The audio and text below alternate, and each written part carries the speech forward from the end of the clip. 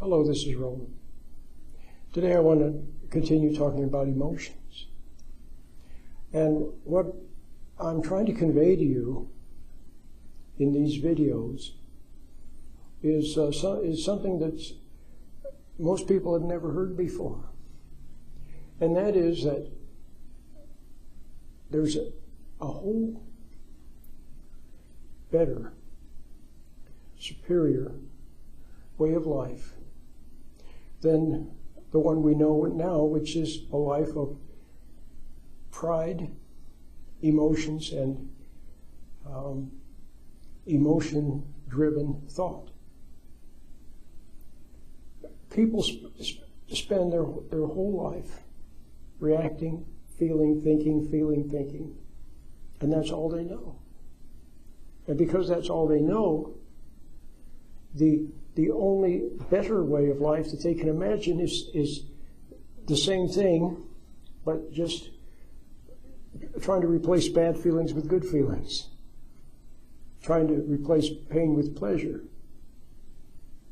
trying to replace unhappiness with happiness. See, which I understand that. Nobody wants to be unhappy and full of pain and miserable, and nobody wants that. But there's an even better way. And that is, what's the old expression? If what you've been doing isn't working, then if you keep doing what you've been doing, it's not going to work either. Something like that. I can never remember it. It's very clever. But there has to be a different way of living and moving and having your being than the fallen emotional life. Now that's all we know is the fallen emotional life. That's what we're born with. And so it's perfectly natural that as little kids, we come into the world as little egos, and we have to grow through reacting to outside stimuli. That's how we grow. Okay? And we are emotional. As little kids, we tend to be emotional. We get excited and elated and unhappy, and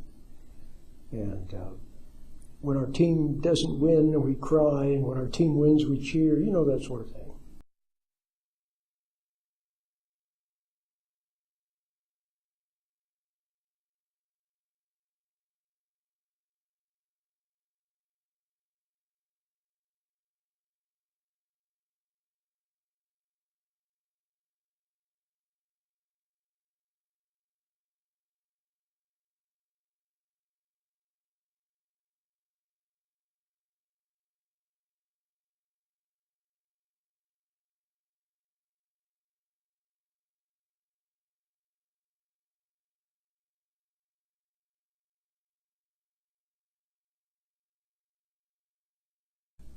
Hello, this is Roland. Welcome. Today I want to talk to you about meditation, because I've really come up with a good meditation. And it consists of two things, both of which you can learn within a minute. I'm thinking of calling it the 1-minute meditation, or a 1-minute meditation.